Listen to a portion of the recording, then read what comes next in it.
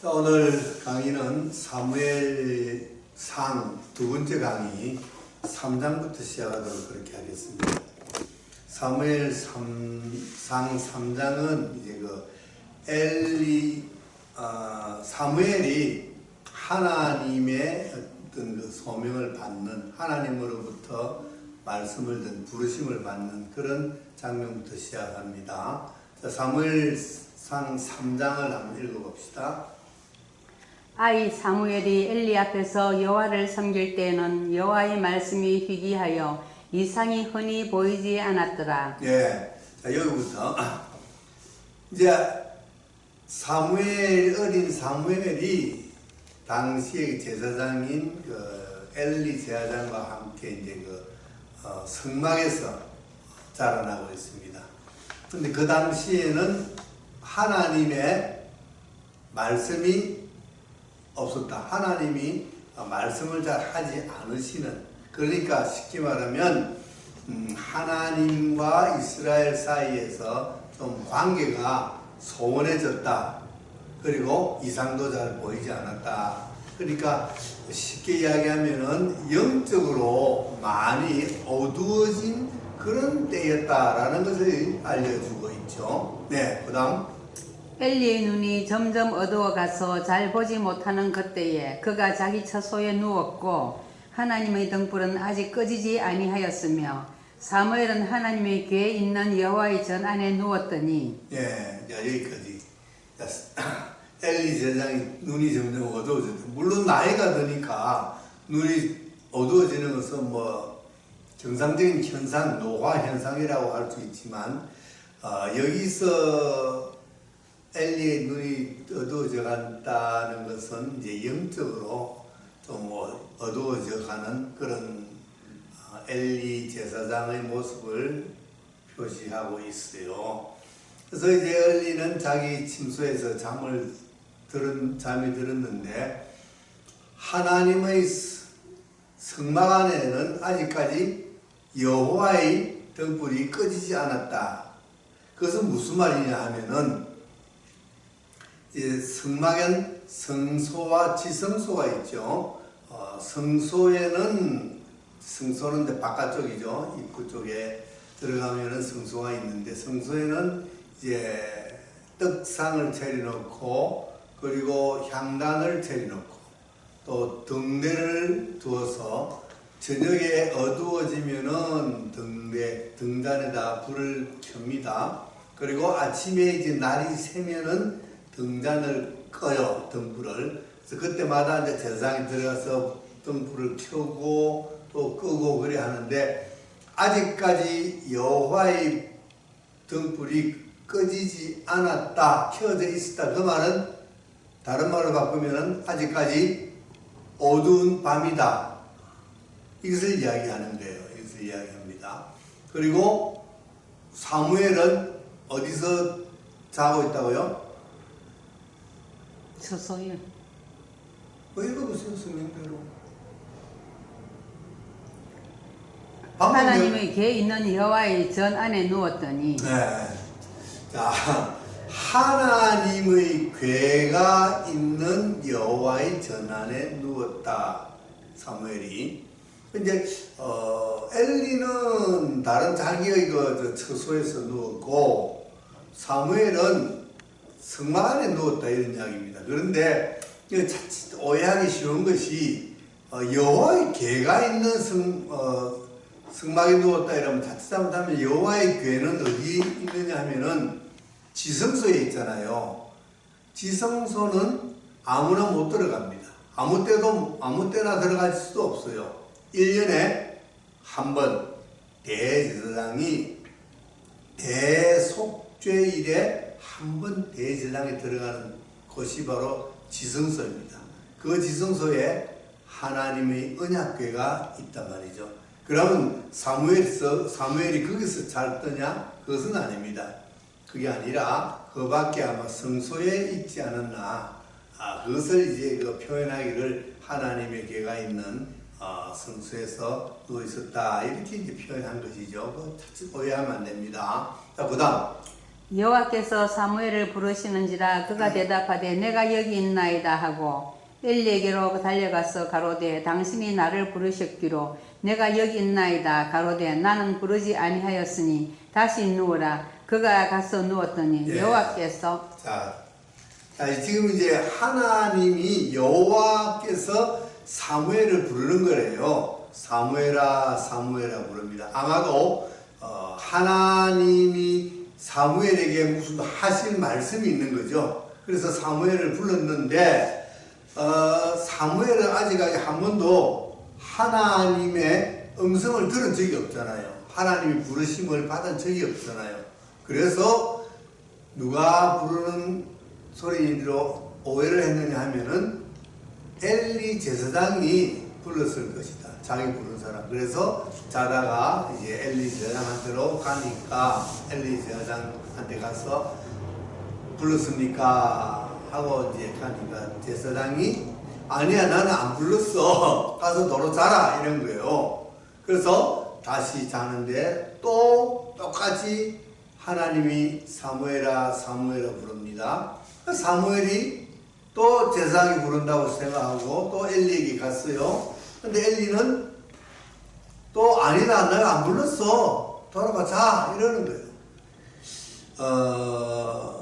엘리 제사장이 조금 이제 영적으로 깨어 있었다면은 이 정도 되면은 하나님이 사무엘을 불렀구나 하고 빨리 깨달아야 되는데 조금 이제 어두워진 상태라 그걸 깨닫지 못하고 다시 제가 자라고 합니다.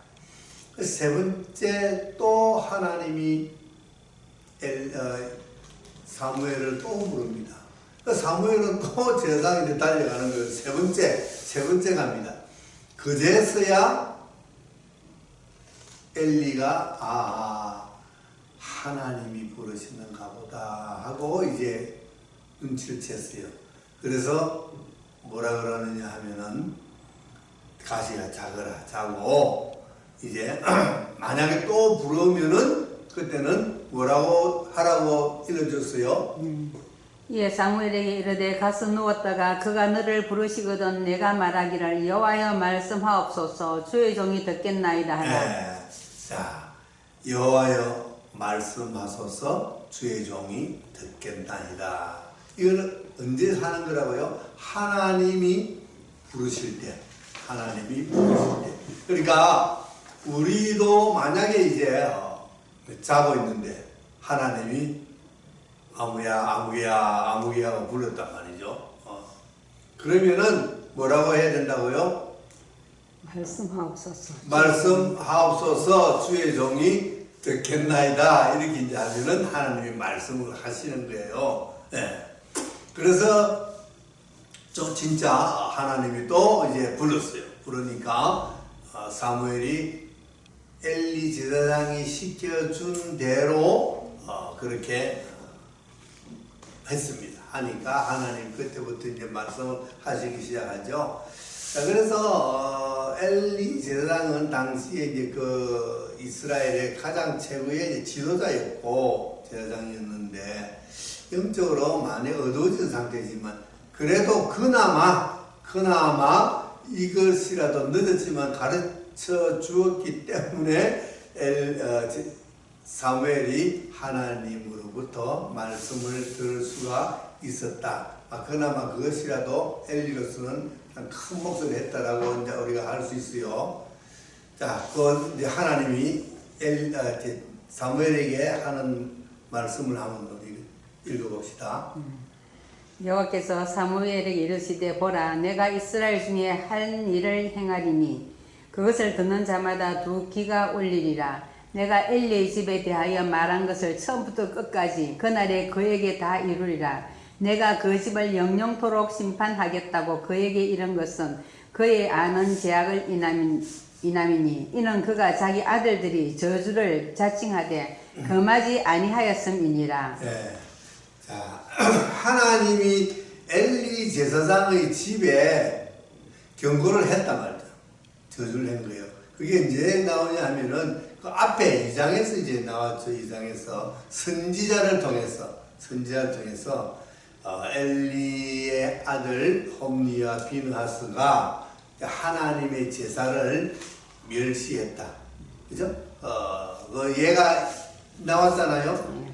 제사 드릴 때 제물을 뭐 자기 마음대로 가져가서 먹고 또 어떤 때는 제사에 제물을 올리기도 전에 생고기 먹겠다 그러고 뺏어가기도 하고 그것뿐만 아니라 또 성막에서 시중들은 여인들에게 성추행, 성폭행도 하는 이런 죄를 지은 그들. 그래서 그것을 무엇이라고 했냐면 여호와의 제사를 멸시한 죄다. 이렇게 이야기했어요. 그래서 선지자를 통해서 엘리 제사장의 집에 노인이 떨어지게 했다. 그 말은 뭐죠? 오래 살지 못한 노인이 없어진다는 말은 오래 살지 못한 수명을 단축시키고 그 집안을 멸문지하를 주겠다라는 이제 그런 이야기를 경고를 했는데 바로 그 말씀을 하나님이 다시 하시는 거예요. 내가 엘리 제사장 집에 했던 그 이야기를 그대로 이루겠다. 그 말은 뭐죠? 제사장 집에 화를 내리겠다. 벌을 내리겠다 하는 거예요. 그 벌을 내리는 이유가 뭐냐? 엘리 제사장의 아들들이 그렇게 하나님 앞에 죄를 지음에도 불구하고 아들들을 제대로 교육시키지 못한 죄라는 거예요. 그 이야기를 지금 하고 있습니다. 그러니까 참 그 자식들 교육이 얼마나 중요한가. 특히 성직자들, 그죠? 그 이야기를 지금 하고 있습니다. 자, 곧이 그러므로 내가 엘리의 집에 대하여 맹세하기를 엘리 집의 제약은 제물이나 예물로나 영영히 속함을 얻지 못하리라 하였노라. 네. 야, 이 제물이나 어떤 예물로도 그 죄를 속함을 받지 못한다. 죄사함을 받지 못한다. 그러니까 제물, 하나님 앞에 제사를 드리잖아요. 제물을 드려가지고 이렇게 죄를 지은 것은 주로 속죄제가 되겠죠. 속죄제 하나님 앞에 또 이제 그 사람들을 성추행한 속건제도 드려야 될 것이고 화목제 드려야 돼요. 그렇게 이렇게 제사를 드려야 되는데 이들의 죄는 그런 제사를 아무리 드려도 소용이 없다. 일반적으로 우리가 백성들이 하나님 앞에 죄를 지으면은 속죄제를 드림으로써 죄속함을 받습니다. 그렇죠? 그런데 이 집에는 죄가 얼마나 컸으면 속죄가 되지 않는다는 거예요. 제물, 또 예물. 그러니까 제물과 예물은 뭐 거의 같은 성격이라고 보면 되겠지만 제사 지낼 때 드리는 제물과 또 예물은 꼭 제사가 아니더라도 하나님 앞에 바치는 어떤 물질, 예물이겠죠. 그래서 그것들을 아무리 드려도 하나님은 그 죄를 용서하지 않겠다. 반드시 그 죄를 벌하겠다 이런 이야기입니다. 자, 그뒤에 사무엘이 아침까지 누웠다가 여호와의 집 문을 열었으나 그 이상을 엘리에게 알게 하기를 두려워하더니 엘리가 사무엘을 불러 가로되 내 아들 사무엘아 하니 대답하되 내가 여기 있나이다. 가로되 내게 무엇을 말씀하셨느냐? 청하노니 내게 숨기지 말라. 내게 말씀하신 모든 것을 하나라도 숨기면 하나님이 내게 벌을 내리시고 또 내리시기를 원하노라. 사무엘이 세세히 말하고 조금도 숨기지 아니하니 그가 가로되 이는 여호와시니 선하신 소견대로 하실 것이니라 하니라. 네. 사무엘이 이제 거의 하나님의 말씀을 다 들었어요. 들었는데 보니까 이거 뭐 어마어마한 말씀이잖아요. 그러니까 그 하나님께 들은 말씀을 발설하기가 굉장히 두려웠어요. 그래서 발설을 하지 않았는데 이제 엘리 제사장은 밤에 하나님이 사무엘을 부른 것을 알았단 말이죠. 그러면 분명히 하나님께서 사무엘에게 무슨 말씀을 하셨을 것은 너무나 당연한 사실이다. 그래서 사무엘에게 야, 어젯밤에 하나님이 너를 불러갖고 무슨 말씀을 하시더냐? 나에게 숨기지 말고 세세히 다 이야기해라. 만약에 이야기 안 하고 숨기는 게 있으면은 저주를 받을 것이다 하고 조금 협박적으로 이야기를 합니다. 그러니까 어린 사무엘이 제사장 이제 할아버지가 그렇게 이야기를 하니까 숨길 수가 없잖아요. 그죠? 그래서 세세히 다 말씀을 드리니까 엘리가 뭐라 하느냐면 하나님이시니까, 하나님이 하신다고 하시니까, 하나님의 뜻은 선하시니까 선하신 뜻대로 하실 것이다 하고 그것을 순순히 받아들이는 모습이 여기서 엘리 제왕은 역시 제사장답다라는 것을 우리가 알 수 있어요.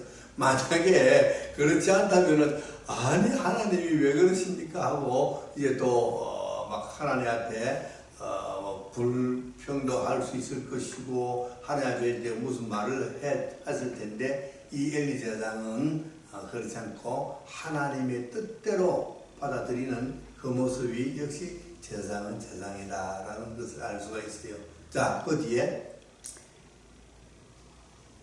사무엘이 자라매 여호와께서 그와 함께 계셔서 그 말로 하나도 땅에 떨어지지 않게 하시니 단에서부터 보엘세바까지의 온 이스라엘에 사무엘은 여호와의 선지자로 세우심을 입은 줄을 알았더라. 여호와께서 실로에서 다시 나타나시되 여호와께서 실로에서 여호와의 말씀으로 사무엘에게 자기를 나타내시니 사무엘의 말이 온 이스라엘에 전파되니라.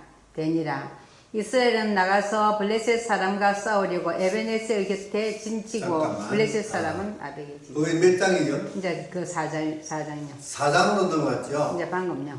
방금 넘어갔죠. 3장까지 일단 3장은 그래서 이제 하나님이 이제 누구에게 말씀을 하시느냐 하면은 사무엘에게 말씀을 하시고 하나님이 하신 말씀 사무엘에게 하신 그 말씀이 하나도 땅에 떨어지지 않았다는 것은 무슨 뜻이냐 하면은 그대로 다 이루어졌다는 거예요. 그러니까 하나님이 사무엘을 통해서 백성들에게 하시는 말씀이 다 이루어졌다. 그러면은 백성들은 사무엘을 뭐라고 생각할까요? 여호와의 선지자. 하나님이 사무엘을 통해서 우리에게 말씀하시니까 이 사무엘은 진짜 참 선지자다. 이제 딱 인정을 받는 거예요. 그죠? 그래서 사무엘은 이제 이스라엘의 참 선지자로서 백성들로부터 인정을 받고 존경을 받고 추앙을 받는 그런 인물이 되었다. 이것이 이제 3장의 이야기고 이제 4장에 가면은 이제 이스라엘이 블레셋과 전쟁을 하는 그런 이야기가 나옵니다. 블레셋은 앞에 우리가 사사기를 배웠는데 사사기 때 보면은 삼손 이야기가 나오면서 삼손 때에 이스라엘이 하나님 앞에 범죄했기 때문에 하나님이 블레셋을 불러서 이스라엘을 40년 동안 다스리게 했던 이야기가 나옵니다. 그때부터 이 블레셋은 계속해서 이스라엘을 괴롭히고 치고 전쟁을 일으킵니다. 그래서 이제 4장에서도 역시 이제 또 이스라엘과 블레셋이 전쟁을 치르는 그런 이제 이야기가 나옵니다. 자, 한번 읽어봅시다. 이스라엘을 대하여 항오를 벌이니라. 그 둘이 싸우다가 이스라엘이 블레셋 사람 앞에서 패하여 그들에게 전쟁에서 죽임을 당한 군사가 4,000명 가량이라. 백성이 진으로 돌아오며 이스라엘 장로들이 가로되 여호와께서 어찌하여 우리로 오늘 블레셋 사람 앞에 패하게 하셨는고 여호와의 언약궤를 실로에서 우리에게로 가져다가 우리 중에 있게 하여 그것으로 우리를 우리 원수들의 손에서 구원하게 하자 하니. 네, 자 여기까지. 자 일단 전쟁이 붙었어요. 이스라엘하고 블레셋하고. 그런데 블레셋은 참 강한 나라입니다. 군사가 강한 나라예요. 철기 문명이 발달되어 가지고 철병구도 있고 무기들도 좋고 그래서 전쟁을 하니까 하자마자 4,000명이라는 큰 사상자가 나왔어요. 4,000명이 죽었다 그랬어요. 이스라엘이. 패한 거죠. 전쟁에. 첫 번째 전쟁에 패했습니다. 그래서 패해가지고 이제 철수해서 돌아왔습니다. 돌아와서는 이제 하나님 앞에 그러죠. 하나님 왜 우리를 이렇게 전쟁에서 지게 이렇게 만들었느냐고 하나님이 이제 불평을 하는 거죠. 하면서 뭐라고 하냐면은 안 되겠다. 우리 여호와의 언약궤를 가지고 실로에서 가지고 와서 언약궤를 앞세우고 전쟁을 치자. 이렇게 된 거예요. 그래서 이제 전 언약궤를 가지고 옵니다. 이 언약궤는 하나님의 임재의 상징이잖아요. 그죠? 그래서 이스라엘이 출애굽에서 시내산에서 그 언약궤를 만들었습니다. 그리고 시내산에서 이제 광야로 나와서 40년 동안 광야를 유리방황할 때도 항상 언약궤가 그들이 진 앞에서 앞장서서 이스라엘을 인도했습니다. 뿐만 아니라 가나안 땅으로 들어올 때도 요단강이 범람하는 가운데 제사장들이 여호와의 언약궤를 메고 요단강에 들어섰을 때 그 요단강이 끊어지고 그 요단강을 이스라엘 백성들이 마른 땅 건너듯이 건넜단 말이에요. 뿐만 아니라 여리고성과의 전쟁에서도 이스라엘 백성들은 여리고성을 7일간 돌았죠. 첫 6일 동안은 한 바퀴씩, 그리고 마지막 7일 때는 7바퀴를 여리고성을 돌았는데, 그 성을 돌 때도 군사들의 맨 앞에 하나님의 언약궤를 제사장들이 메고 여리고성을 돌았단 말이죠. 그랬을 때 여리고성은 무너졌거든요. 그러니까 항상 언약궤는 이스라엘의 진영 앞에서 행진하고 전쟁 치러도 나가고 그랬습니다. 그렇다면은 지금 언약궤를 가지고 와서 우리가 다시 싸움을 하자 하는 것은 그렇게 뭐 나쁜 것은 아니라고 보아집니다. 아니라고 보아지는데, 그러려고 그랬으면 처음부터 이제 그렇게 나갔어야죠. 그리고 처음에 나갈 때도 항상 우리 사사기 때나 이때 보면은 전쟁을 치러 갈 때 그럽니다. 하나님에게 묻습니다. 하나님에게 전쟁을 할까요 말까요 많이 묻죠. 그럼 하나님이 이제 나가라, 내가 그들을 너희 손에 붙이겠다, 이러면 이제 전쟁을 이기는 거예요. 그런데 첫 번째 전쟁에서 패할 때는 그런 아무런 하나님 앞에 물은 적도 없을 뿐더러 언약궤를 가지고 갈 생각도 안 했다가 이제 전쟁에서 패하고 나니까 맞아, 언약궤 가지고 갔으면 될 걸 하고, 야, 언약궤 가져와, 언약궤를 앞에 세워가면 우리가 이제 이길 수 있을 거야, 하나님이 이기게 해주실 거야, 이렇게 생각했다는 거예요. 그러니까 언약궤를 가지고 가는 것이 잘못이 아니라 어떤 마음으로, 어떤 생각으로 언약궤를 가지고 가느냐, 그것이 문제라는 거죠. 정말 하나님의 뜻을 살피고 하나님을 앞장 세워서 하나님에게 이 전쟁을 맡깁니다, 하나님 이기게 해주세요 하고 가는 것하고, 언약궤 안 가져가서 졌어, 언약궤 가져가면 이길 거야 하는 그런 생각, 이것이 얼마나 큰 차이가 있는지 우리가 알 수가 있어요. 그래서 그 전쟁에서 어떻게 되는지 한번 봅시다. 두 번째, 언약궤를 가지고 나갑니다. 한번 읽어봅시다. 이에 백성이 실로에 보내어 그룹 사이에 계신 만군의 여호와의 언약궤를 거기서 가져왔고, 엘리의 두 아들 홈니와 비느하스는 하나님의 언약궤와 함께 거기 있었더라. 여호와의 언약궤가 진에 들어올 때에 온 이스라엘이 큰 소리로 외치며 땅이 울린지라. 블레셋 사람이 그 외치는 소리를 듣고 가로되, 히브리 진에서 큰 소리로 외치면 어찌미냐 하다가 여호와의 궤가 진에 들어온 줄을 깨달은지라. 블레셋 사람이 두려워하여 가로되, 신이 진에 이르렀도다 하고, 또 가로되, 우리에게 하로다, 전일에는 이런 일이 없었도다. 우리에게 하로다, 누가 우리를 이 능한 신들의 손에서 건지리요. 그들은 광야에서 여러 가지 재앙으로 애굽인을 친 신들이니라. 너희 블레셋 사람들아, 강하게 되며 대장부가 되어라. 너희가 히브리 사람의 종이 되기를 그들이 너희의 종이 되었던 것 같이 말고 대장부같이 되어 싸우라 하고, 블레셋 사람이 쳤더니 이스라엘이 패하여 각기 장막으로 도망하였고 살육이 심히 커서 이스라엘 보병의 엎드러진 자가 3만이었으며 하나님의 개는 빼앗겼고 엘리의 두 아들 홈리와 비나스는 죽임을 당하였더라. 네. 자, 이제 두 번째 전쟁을 합니다. 실로에서 언약궤를 가져왔습니다. 언약궤를 가져오니까 이스라엘 백성들은 군사들은 이제 사기가 축중한 거죠. 그래서 막 함성을 지르고 이제는 언약궤가 왔으니까 하나님의 궤가 왔으니까 이제 우리 전쟁 이길 거야 하고 이제 뭐 자신만만하게 막 가음을 지릅니다. 그 소리를 저쪽 블레셋 군사들이 들은 거예요. 아니, 쟤들이 전쟁에서 첫 번째 전투에서 피해가지고 돌아갔는데 갑자기 왜 저런 사기충충한 소리가 나느냐 하니까 저기 보니까 전애들이 언약궤를 가지고 왔습니다. 그래? 그 언약궤는 그들도 알거든요. 보니까 출애굽했던 뭐 애굽의 이야기도 다 역사를 아는 거예요. 야, 저 큰일 났다. 저 언약궤 오면 우리는 못 이긴다. 저들의 신이 얼마나 강한 신인데 우리가 어떻게 이겼냐고 이제 순간적으로 저 블레셋 군사들이 겁을 집어먹은 거예요. 그런데 그들 중에서 이제 대장 장수가 되겠죠. 겁먹지 마라. 우리가 싸우면 이길 수 있다 하고 이제 또 사기를 저쪽에서도 이제 북돋웁니다. 그래가지고 전쟁을 쳤는데 의외로 이스라엘이 대패를 합니다. 대패.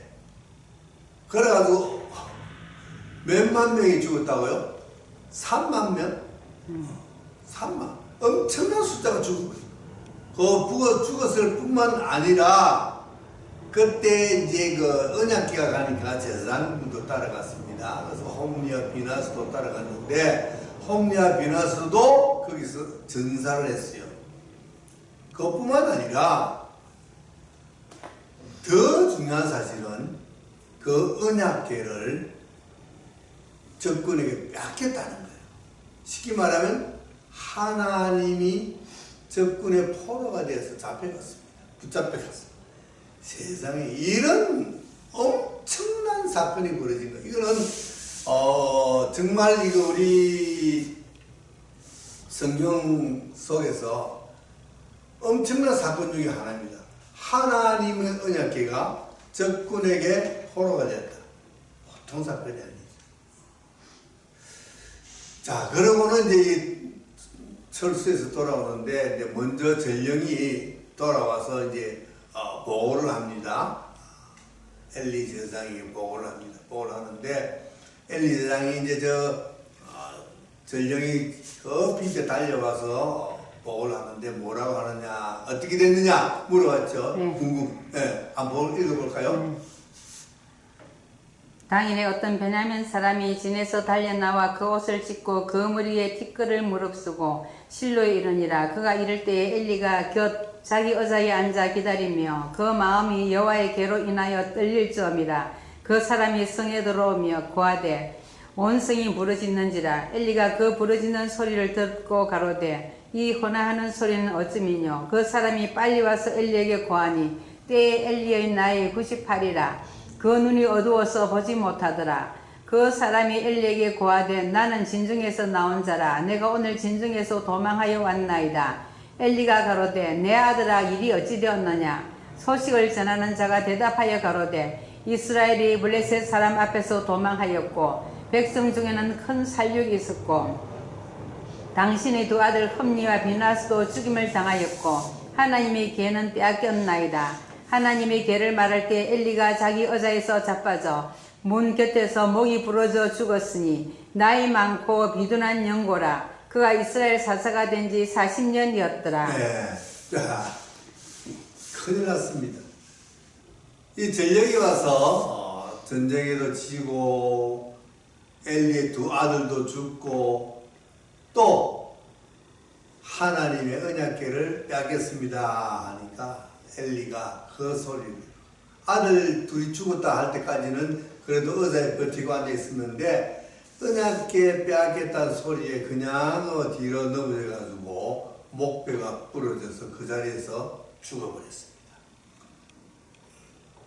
그때가 이제 90살이라 그러죠. 90살이고 사사가 된 지가 40년이 됐다. 98세에 죽고 98. 98세예요. 예. 오래 살았네. 그저 98세에 죽고 사사가 된 지 40년이다. 그래서 엘리는 이제 제사장이고 당시에 사사였는데 그렇게 해서 이제 일생을 마쳤습니다. 그러니까 벌써 엘리 아들 둘이 죽고 또 엘리 제사장 죽었잖아요. 이것이 뭡니까? 하나님이 경고한 저주한 그대로 지금 이루어지고 가고 있다. 하나님의 말씀대로 이루어지고 가고 있다는 것을 우리가 알 수가 있어요. 그리고 이제 그것도 며느리가 또 아이를 갖다가 죽는 이야기가 나오죠.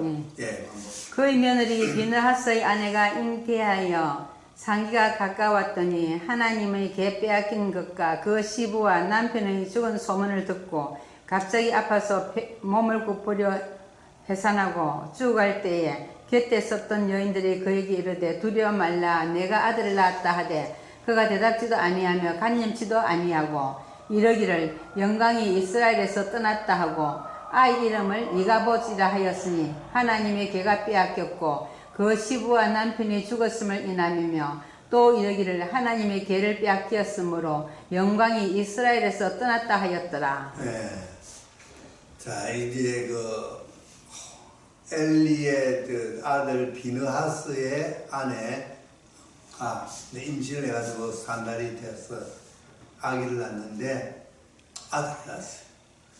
그래서 이제 옆에 산파가 아들이다 아들 너무 슬퍼하지 마라 아들이라고 이게 위로를 하니까 이 며느리가 뭐라 그런다고요? 간념치도 아니라고. 그 아들 낳았다는 것이 전혀 기쁘지도 않는 거예요. 기쁘지 않는. 왜? 하나님의 영광이 떠나버렸다는 거예요. 하나님의 영광이 떠났다. 하나님의 영광이 떠났다는 것은 하나님이 떠났다는 것과 마찬가지입니다. 자기 시아버지가 죽고 자기 남편이 죽고 자기 또 시동생인가 시숙이 모이는데 홈리와 비나스라고 하니까 시숙이 되겠는 거죠. 다 자기 집안의 남자들이 다 죽어버려요. 하나님의 언약궤는 또 빼앗겨버리고 그러니까 이 나라에 이 이스라엘에 하나님이 떠났다. 하나님의 영광이 떠났다. 그래서 그 난 아기의 이름을 뭐라고 지었느냐면 이카봇이라. 이카봇. 카봇이라는 말은 영광이라는 것이고 이라는 것은 그 반대로 뜻을 하는 접두어죠. 그래서 이카봇 그러면 영광이 아니다. 영광이 떠났다. 이런 뜻입니다. 그러니까 이 며느리도 참 영적으로 껴있는 사람인가 봐요. 그래서 하나님이 떠났다. 그래서 자기 아들 이름을 하나님의 영광이 떠났다라는 이카봇이라는 이름을 지었다. 이렇게 이제 하면서 참 어찌 보면은 참 슬픈 그런 사연의 이야기가 되고 있습니다. 자, 그게 이제 4장이죠. 예. 그 뒤에 이제 5장을 처리. 이제 5장이 나오죠. 여기 4장까지 끝났습니다. 이 3장 4장은 그렇게 복잡한 것은 없는데 아주 중요한 사건이 일어났어요. 그죠? 중요한 사건이.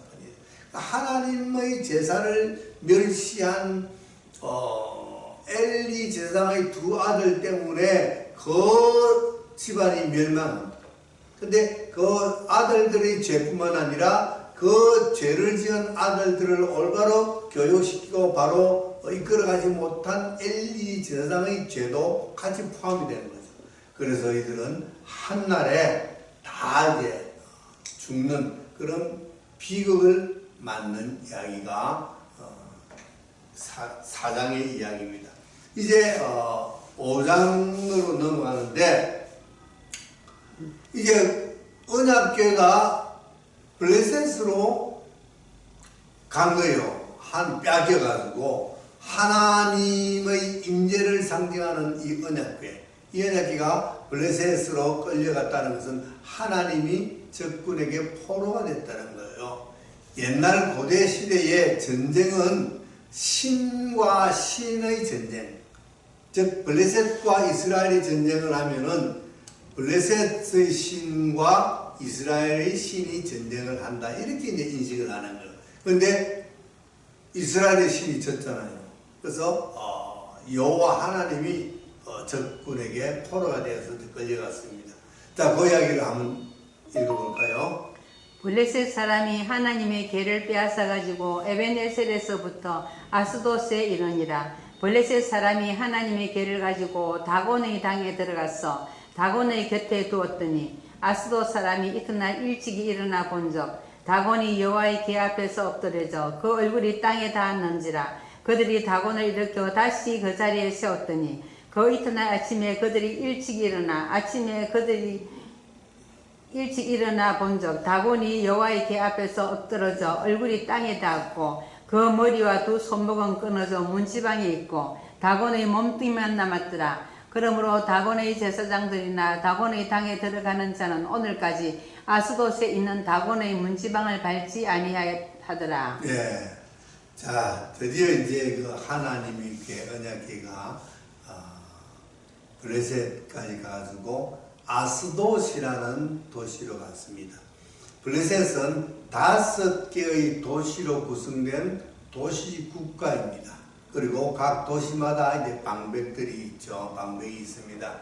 그런데 아스돗에 이제 갔는데 아스돗에 이제 그들의 신, 블레셋의 신인 다곤 신이라는 신이 있어요. 이 다곤 신은 반인 반어, 상체는 사람이고 하체는 고기. 우리가 이런 걸 인어같이 보죠, 그죠? 이게 아주 예쁜 이제 여자 얼굴, 여자 팔까지 있고, 그 다음에 이제 허리 밑으로는 이제 그 물고기 모양으로 되어 있는 그런 우리가 보통 인어 그렇게 이제 상상하고 그렇게 그림을 그리는데, 이 다곤 신이 바로 이제 그런 사람과 물고기를 합성한 그런 신이에요. 그런 신이 다곤인데, 그 다곤을 신을 섬기는 모시는 그 신전의 신당에 이제 하나님의 언약궤를 그 다곤 신 앞에다 둔 거예요. 그러니까 이것은 무슨 의미냐 하면은 다곤 신 앞에 하나님이 포로로 끌려가서 그 앞에 무릎을 꿇고 있는 모습입니다. 우리가 성경을 보면은 적군의 적장이나 적군의 왕을 생포를 하면은 승리한 나라의 왕 앞에 끌고 가서 무릎을 꿇죠, 그죠? 그런 모습을 했습니다. 자, 그래 놓고 이제 간 거예요. 그러니까 하나님은 다곤의 신 앞에 이제 포로가 돼서 잡혀 있는 모습인데, 다음 날 아침에 이 사람들이 가서 봤어요. 보니까 하나님의 언약궤 앞에 다곤이 엎드려져 있는 거예요. 다곤이 하나님 앞에 무릎을 꿇고 있는 것 같은 거예요. 그러니까 하나님은 비록 그들의 포로가 된 것 같은 모습으로 갔지만 거기서 다곤 신을 제압한 거죠. 그래서 이들은 이게 왜 이렇지? 그 애들은 이제 그런 생각을 하지 못하고 왜 그랬을까 하고 다시 다곤 신을 제자리에 신상을 세워 놓습니다. 그런데 그 다음날 아침에 가보니까 목도 부러져가지고 목 달아나 버리고 팔도 달아나고 다 달아나 버리고 몸뚱아리만 하나님 언약궤 앞에 덩그러니 나동그러져 있었다, 이런 이야기예요. 이게 뭐냐면 완전히 하나님이 다곤을 제압했다. 다곤이 하나님 앞에 완전히 패했다는 것을 알 수가 있습니다. 참 우리가 이런 기사를, 이런 내용을 읽어보면 너무나 신나고 좋은 그런 재밌는 이야기잖아요, 그죠? 하나님은 단신 홀홀 적진에 들어갔지만 하나님은 그들의 신을 제압했다, 이거예요. 자, 그래서 되겠다고요. 읽어봅시다. 여호와의 손이 아스돗 사람에게 엄중히 더하사 독종의 재앙으로 아스돗과 그 지경을 쳐서 망하게 하니 아스돗 사람들이 이를 보고 가로되 이스라엘 신의 괴를 우리와 함께 잊지 못할지다. 그 손이 우리와 우리 신 다곤을 친다 하고 이에 보내어 블레셋 사람의 모든 방백을 모으고 가로되 우리가 이스라엘 신의 괴를 어찌할꼬. 그들이 대답하되 이스라엘 신의 괴를 가드로 옮겨가라 하므로 이스라엘 신의 괴를 옮겨갔더니 그것을 옮겨간 후에 여호와의 손이 심히 그 환난을 그 성에 더하사 성읍 사람의 작은 자와 큰 자를 다쳐서 독종이 나게 하신지라.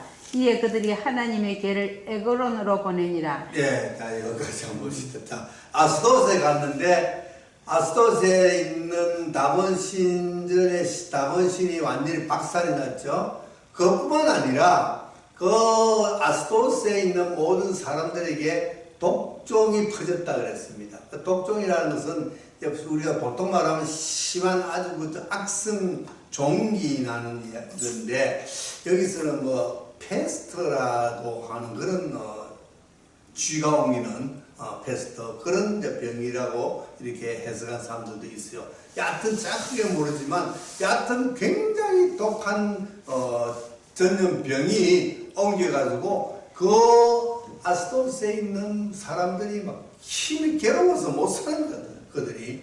그래서 야 이거 도저히 안 되겠다 하고 이제 그 5도시의 방백들을 다 모아가지고 야 우리 이거 어떻게 하면 좋겠노? 여기 지금 아스돗의 사람들 다 죽어갔다. 이거 안 되겠다. 어떻게 할 방도를 취하자. 그러니까 어디로 가자고요? 가드로 보내자. 그렇죠? 네, 가드. 가드 그러면 누구가 생각나냐면은 가드가 골리앗의 고향이 가드죠. 가드. 그것으로서 좀 보내자. 그래서 이제 하나님의 언약궤를 아스돗에서 가드로 보냅니다. 가드로 보냈더니만 이제 그 질병들이 가드에서도 창궐하는 거예요. 창궐. 그래서 가드 사람들도 이제 못 살게 생겼어요. 그래서 또 어디로 보낸다고요? 에그론. 에그론으로 또 보내자. 그래서 자꾸 이제 하나님 언약궤가 자기들에게는 큰 이제 재앙덩어리 재앙이고 큰 짐이 되는 거예요. 그래서 에그론으로 보낸 이야기 읽어봅시다. 에그론 사람이 부르짖어 가로되 그들이 이스라엘 신의 괴를 우리에게로 가져다가 우리와 우리 백성을 죽이려 한다 하고 이에 보내어 블레셋 모든 방백을 모으고 가로되 이스라엘 신의 괴를 보내어 본처로 돌아가게 하고 우리와 우리 백성 죽임을 명쾌하자 하니. 네. 자, 이제 드디어 이제 도저히 이 이스라엘의 하나님 괴를 여기 두어서는 도저히 우리가 못 당하겠다. 그러니까 도로 이스라엘로 돌려주자. 이래 된 거예요. 그래가지고 그들이 이제 회의를 합니다. 회의를 하는데 그러면 그냥 돌려주면 되느냐? 이래가지고 이제 그 회의를 하는 거예요. 5 방백이 모여가지고 그래서 정치는 복술가인가요? 점술가인가요? 이제 불러서 물어봅니다. 어떻게 하면 되겠나? 우리 그냥 막 보내면 되냐? 아니면 무엇을 어떻게 처방을 해야 되냐? 하고 물어봅니다. 자, 그거 한번 봅시다. 우리 백성 죽임을 명쾌하고자 하니 이는 온 성이 사망의 환난을 당함이라. 거기서 하나님의 손이 엄중하심으로 죽지 아니한 사람들은 독종으로 치심을 받아 성읍의 부르짖음이 하늘에 사무쳤더라. 6장 여호와의 궤가 블레셋 사람의 지방에 있은지 7달이라. 블레셋 사람이 제사장들과 복술자들을 불러서 이르되 우리가 여호와의 궤를 어떻게 할꼬 그것을 어떻게 본처로 보낼 것을 우리에게 가르치라. 그들이 가로되 이스라엘 신의 궤를 보내려거든 거저 보내지 말고 그에게 속건제를 드려야 할지니라. 그리하면 병도 낫고 그 손을 너희에게서 옮기지 아니하는 연고도 알리라. 그들이 가로되 무엇으로 그에게 드릴 속건제를 삼을까? 가로되 블레셋 사람의 방백의 수요대로 금독종 5가 금지 5이라야 하리니 너희와 너희 방백에게 내린 재앙이 일반이니라. 그러므로 너희는 너희 독종의 형상과 땅을 해롭게 하는 쥐의 형상을 만들어 이스라엘 신께 영화를 돌리라. 그가 혹 그 손을 너희와 너희 신들과 너희 땅에서 경하게 하실까 하노라. 네. 자, 이제 6장까지 넘었죠? 네. 네, 6장까지 넘었어요. 오상에서 그렇게 이제 그때 혼났습니다. 혼나가지고 육장에서 이제 회의를 했는데 정술가가 점쟁이가 쉽게 말하면 점쟁이가 그냥 보내지 말고 제물을 만들어서 올리고 그리고 속건제를 드리라. 여기서 말하는 속건제는 우리 레위기에서 말한 하나님께 드리는 제사하고는 또 별개입니다. 이들은 그들의 신에게 드리는 그들의 어떤 제사의 방법이라고 할 수가 있겠죠, 그죠? 그래서 그냥 속건제는 그냥 뭐 제사 드리다라고만 가볍게 생각하면 됩니다. 그래서 제사를 드리는데 그냥 드리지 말고 제물을 만드는데 금으로 독종 모양, 그 독종 모양이 어떤 거는 모르겠어요. 뭐 종이 나는 뭐 이런 모양인가 모르겠는데 여하튼 그런 독종 종기 모양의 금 모양으로 금을 5개 만들어. 왜? 도시가 5도시고 방백이 5명이니까 그렇게 5개를 만들고 또 이제 G 형상의 또 금으로 G 형상을 만들어라. 아마도 그래서 이 독종이 뭐 G하고 관계되지 않았나 생각이 됩니다. 그래서 G로 또 G를 금으로 5개 만들어 가지고 그래서 이제 그 제사를 드리라, 속건제를 드리라. 그러면은 이제 여기 이제 우리 백성들 죄도 병도 다 낫고 이제 모든 것이 다 해결이 될 것이다. 그래서 이제 그렇게 하기로 이제 결정을 했어요. 어디 볼까요? 그러므로 너희는 너희 독종의 형상과 땅을 해롭게 하는 지의 형상을 만들어 이스라엘 신께 영화를 돌리라. 그가 혹 그 손을 너희와 너희 신들과 너희 땅에서 경하게 하실까 하노라. 애굽인과 바로가 그 마음을 강팍하게 한 것 같이 어찌하여 너희가 너희 마음을 강팍하게 하겠느냐. 그가 그들 중에서 기이하게 행한 후에 그들이 백성을 가게 함으로 백성이 떠나지 아니하였느냐. 그러므로 새 수레를 만들고 멍에 메어보지 아니한 젖나는 소들을 끌어다가 수레를 소에 메우고 그 송아지들은 떼어 집으로 돌려보내고 여호와의 궤를 가져다가 수레에 싣고 속건제 드릴 금보물은 상자에 담아 궤 곁에 두고 그것을 보내어 가게 하고 보아서 궤가 그 본 지경 길로 올라가서 벳세메스로 가면 이 큰 재앙은 그가 우리에게 내린 것이요 그렇지 아니하면 우리를 친 것이 그 손이 아니요 우연히 만난 것인 줄 알리라. 예. 자, 그래서 이제 최후의 처방까지 내리는데 어떻게 내리냐면은 제사를 드리고 그리고 이제 너희 궤를 이스라엘로 보내는데 새 수레를 만들어라.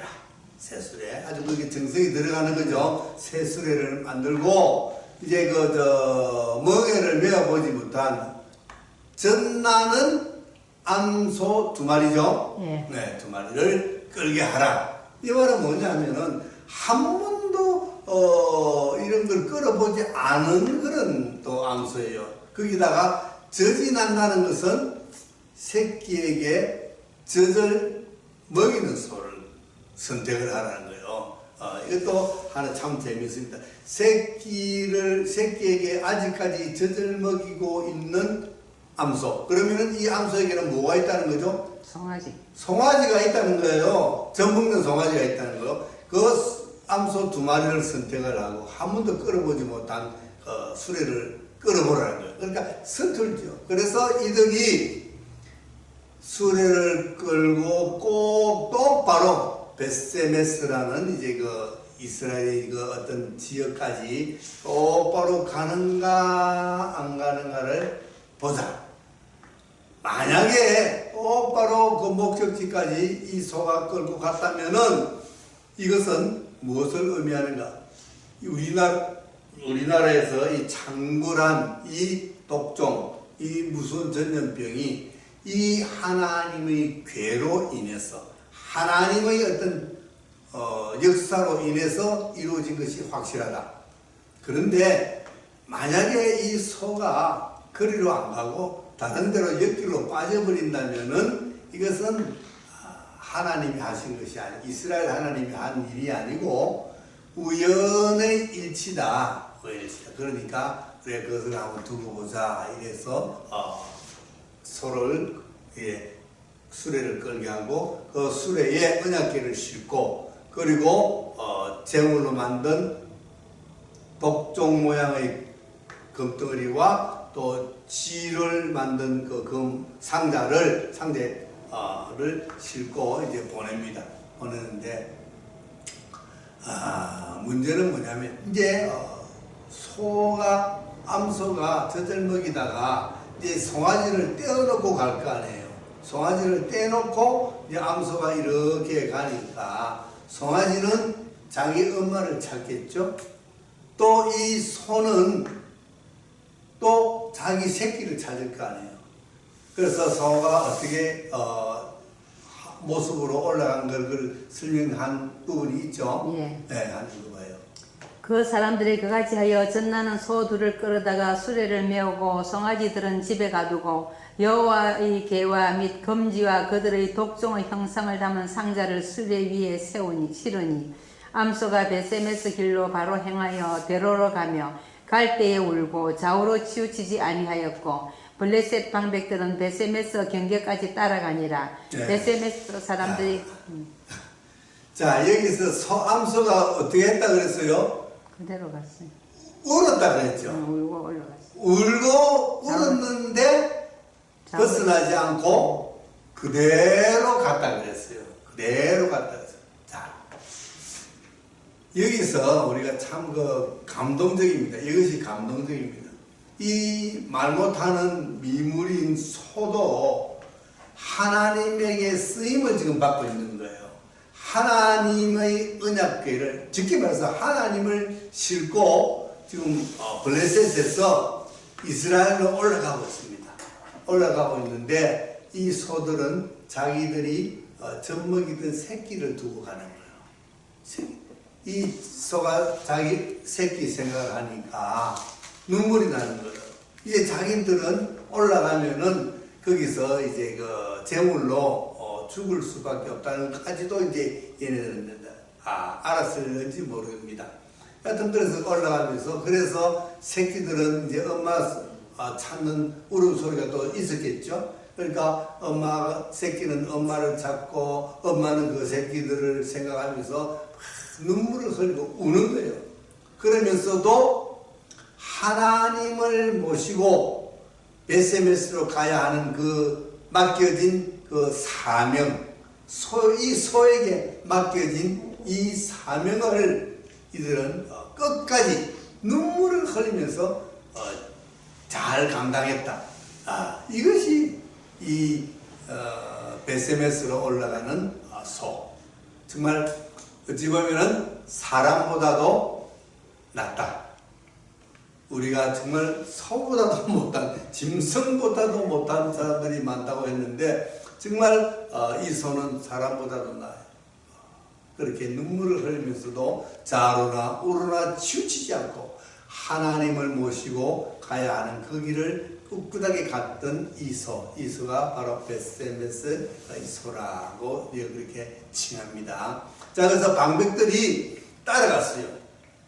이 소들이 과연 바로 가는가 안 가는가 따라가 보니까 이 소가 눈물을 흘리면서 울고 가면서도 꼭 바로 베세메스로 가는 모습을 보고 뭐라고 생각했을까?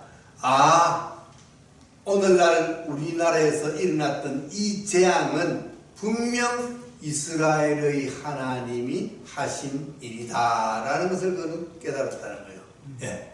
자, 그 다음 뒤에 이제 또 내용이 좀 더 있죠. 예.